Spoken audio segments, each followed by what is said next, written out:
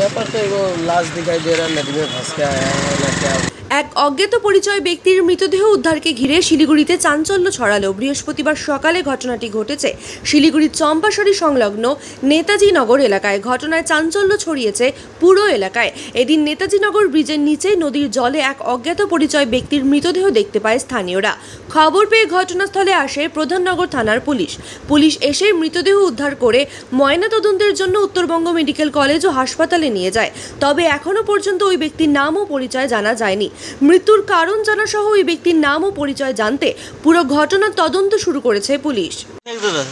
भैया ये कहाँ से आई है और किसकी है, कुछ पता चला है क्या? पता ही नहीं है। जब आए तो देखते तो सुने हैं जैसा बॉडी गिरा हुआ है, किसका बॉडी है, कहाँ से आया भगवान जाने। और क्या है ना कोई फेंक के किया वो भी पता नहीं है।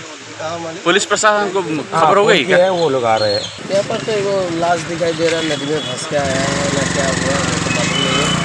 कोई आदमी देखा था तो खबर दिया था, उसके बाद हम तो ड्यूटी गया था, वहाँ से आया तो देख रहा कि नदी में एक लाश पड़ा हुआ है, लेकिन पानी में डूबा हुआ है उल्टा होकर। अभी तक पहचान नहीं हुआ, प्रोसेसन आएगा उसके बाद ही जाने सके।